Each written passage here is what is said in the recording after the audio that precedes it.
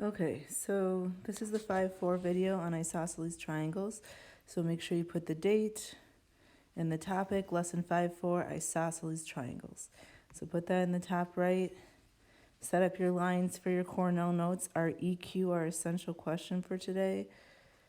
What is an isosceles triangle and what are its parts? What is an isosceles triangle and what are its parts? We're on learning target 5D. I can use my knowledge of isosceles triangles to find missing side lengths and angles.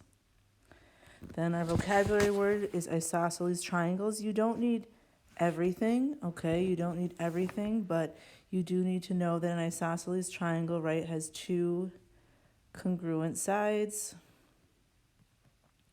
called legs. So in this diagram, the legs are congruent, 5 and 5.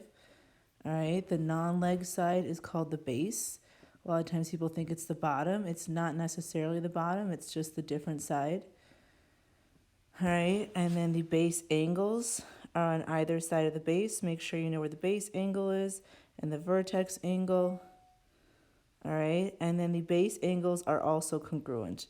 So if I draw another similar triangle, let's say I have an isosceles triangle like this, the base angles are congruent, so like 50 and 50, and then I can figure out the vertex angle as well.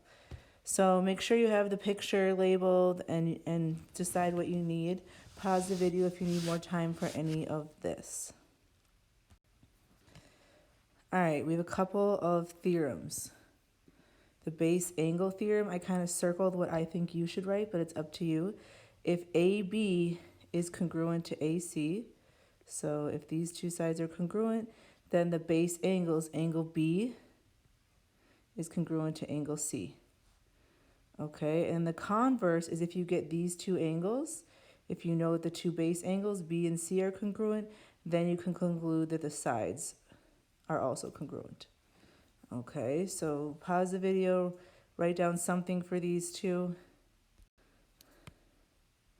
All right, then we have a corollary. If a triangle is equilateral, then it is equiangular. And remember, if it's equilateral, all three angles are equal. And since there's 180 degrees, that means every angle is 60. 60, 60, 60.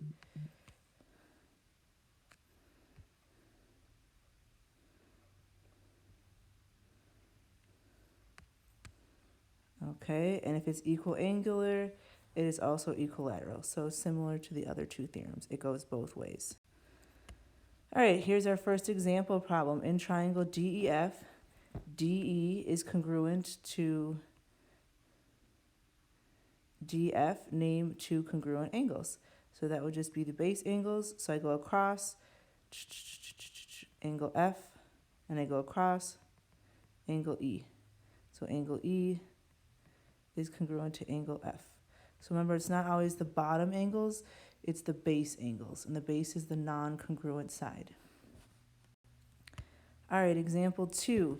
Find the measures of angle P, Q, and R, and I can see from my triangle that this is an equilateral triangle since it has these marks. So I know that all three angles are also going to be 60, 60, and 60, right? Because a triangle has 180 degrees, broken into three congruent angles. They're all 60. All right, example 3, make sure you draw this diagram. Find the values of x and y in the diagram. So I can see, let's see, we have two triangles. If we look at this top triangle, this yellow triangle, I can see that that's an equilateral triangle and an equiangular triangle. So all three sides should be 4. So y is 4. Okay. And I can tell that I'll make it green. In this green triangle, it's isosceles. I can tell that because these two angles are congruent. So that means side LM, I'll make it blue, side LM is congruent to side NL. So x plus 1 equals 4. So therefore x equals 3.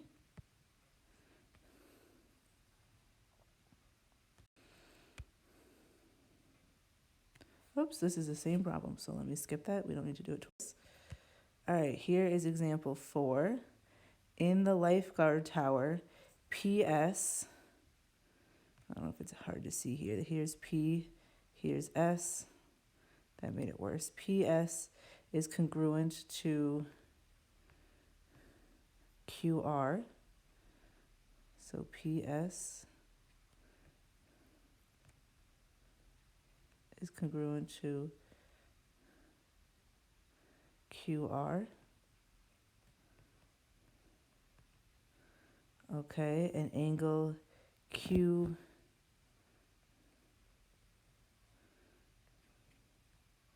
let's see, angle QPS is congruent to angle PQR. Explain how to prove that triangle QPS. So that would be kind of, QPS would look kind of like that if I split up my picture. So I want to know that that triangle is congruent to triangle PQR. All right. So we're going to need to do a explanation here. Okay, so let me draw this a little bit better over here. So I have PSQ, that's the triangle over here. And I know that this side is congruent to this angle. All right, and then over here, I have triangle PQR, and I know that this side and this angle. So I have a side and an angle. We know we can use side, whoops. We know we can use side, angle, side theorem, so we need another side. So is there another side we could add? There is, because they both share, if you look at this picture, they both share line PQ. So that's kind of that reflexive property. All right, so now I'm ready for part A for my proof. Statements, reasons. So first, I'm going to say that PS is congruent to QR, and that was given to us. And then I'm going to say that angle QPS is congruent to angle PQR, and that was also given to us in the problem. Third, I'm going to say that PQ is congruent to PQ because that is the reflexive property.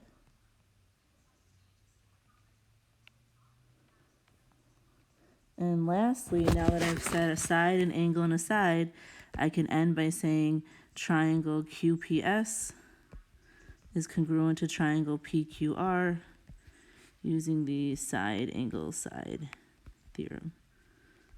So that is my proof for part A. For part B, I'm explaining why angle PQT, which would be this triangle right here, PQT, why that is congruent. And I'm going to say because angle 1 is congruent to angle 2. So I'm using the converse of the base angle theorem.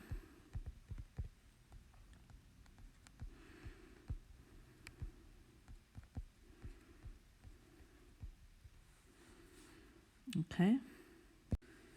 All right, so here's a summary. What is an isosceles triangle? And then what are the key parts? So you should talk about the base, the legs, how do you know which is which, the vertex angle, and the base angles, and how they are related. Thanks for watching.